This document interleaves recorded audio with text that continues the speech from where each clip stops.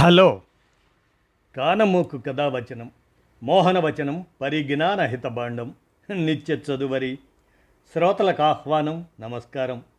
చదవదగునెవరు రాసిన తదుపరి చదివిన వెంటనే మరువక పలువురికి వినిపింపబూనిన అది ఏ పరిజ్ఞాన హితబాండమవుపో మహిళ మోహనవచనమై విరాజిల్లు. పరిజ్ఞాన హితబాండం లక్ష్యం ప్రతివారీ సమాచార హక్కు. ఆ స్ఫూర్తితోనే ఇప్పుడు జి అజయ్ కుమార్ విరచిత అంశంగా నమ్మకం బతికిస్తే మూఢనమ్మకం బలి చేస్తుంది అనేటువంటి అంశాన్ని ఇప్పుడు మన కానమోకు కథావచన శ్రోతలకు మీ కానమోకు స్వరంలో విజ్ఞానాంశంగా ఈ అంశాన్ని వినిపిస్తాను. నమ్మకం బతికిస్తే మూఢనమ్మకం బలి చేస్తుంది. ఇక వినండి. జి అజయ్ కుమార్ విరచితం. మనిషి జీవితంలో నమ్మకం ఒక శక్తివంతమైన సాధనం.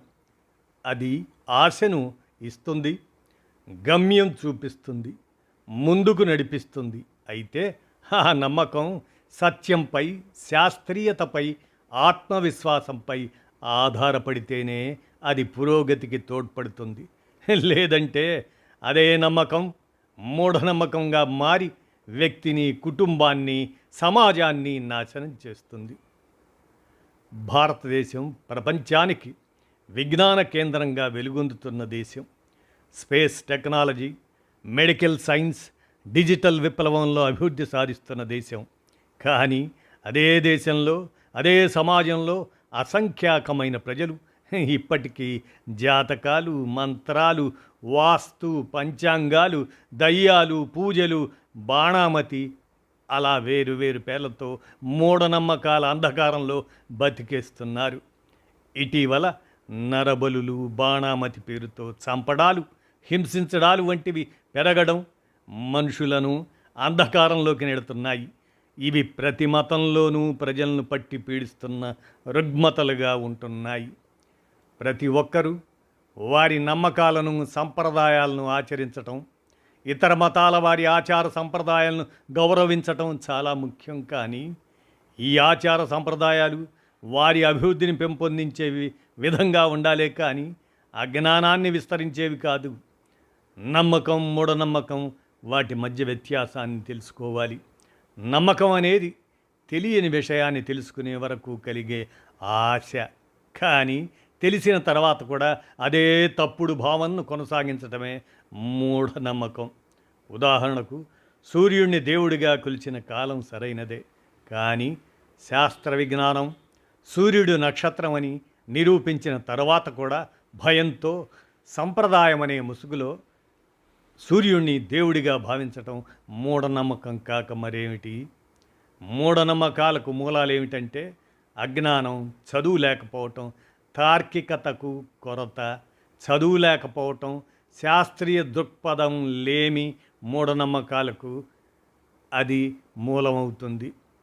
భయం, సమస్యలపై అవగాహన లేకపోవటం, అసలు సమస్యల్ని అర్థం చేసుకోకపోవటం, భయంతో చర్యలు తీసుకోవటం మూఢనమ్మకాలకు దారితీస్తుంది. సాంప్రదాయాల పేరుతో మూఢత్వానికి ఊతమిస్తారు. పెద్దలు చెప్పినదే నిజం, ఇలా చేస్తే మంచే జరుగుతుంది అనే మాటలు మూఢత్వానికి ఆధార స్తంభాలు. అమాయకత్వం, తర్కం లేని విశ్వాసం, ఏ విషయంలోనూ శాస్త్రీయంగా విశ్లేషించక మాంత్రికులు, పూజారుల మాటలతో జీవితం నడిపించటం చాలామంది అమాయక ప్రజల పరిపాటిగా మారిపోయింది. మూఢనమ్మకాలు ఎవరి జీవితాన్ని వదలవు, వ్యక్తిగత జీవితాన్ని దెబ్బతీయటమే వాటి లక్ష్యం. ఎక్కువ వివాహాలు, పిల్లల జాతకాలు, సమస్యలపై తంత్రాలు, మంత్రాలు, నరబలులు ఇవన్నీ కుటుంబాలను నాశనం చేస్తున్నాయి. ఆర్థికంగా దివాళా తీయించే వ్యవహారాలుగా పూజలు, హోమాలు, తాయెత్తులు పేరిట లక్షల రూపాయలు ఖర్చు చేస్తున్నారు. అసలైన పరిష్కారం లేకుండా మోసపోతున్న ప్రజలను గమనిస్తూనే ఉంటున్నాం మనం. సామాజిక అన్యాయం, బాలింతలపై మూఢనమ్మకాల పేరు మీద పీడనలు, బాలికలపై ఆచారాల పేరుతో అణచివేత, లింగ వివక్ష ఇవన్నీ సమాజాన్ని వెనక్కి తీసుకెళ్తున్న తుఫానులే. వ్యవసాయానికి భూత బాధ, జీవరసాయనాల కన్నా బాణామతికి ఎక్కువ ప్రాధాన్యం ఇచ్చి వ్యవసాయ భూములను హాని చేసే పద్ధతులు రైతుల భవిష్యత్తును మింగేస్తున్నాయి. ఇప్పటికీ చీకట్లో చదువుకున్నవారు, అవును, చదువుకున్న వారిలో కూడా బలమైన తార్కిక దృక్పథం లేకపోతే వారు కూడా బాణామతుల చీకటి మాయలో పడిపోతారు. ఐఏఎస్, ఐపీఎస్లు, డాక్టర్లు, సైంటిస్టులు వీరంతా కూడా కొన్ని మూఢనమ్మకాల్లో నమ్మకాన్ని పెట్టడం మనం చూస్తూనే ఉన్నాం. ఇది జ్ఞాన సమాజానికి పెను ముప్పు. బలైపోతున్న వారు మూఢనమ్మకాల మాయలో చాలామంది ఉంటారు.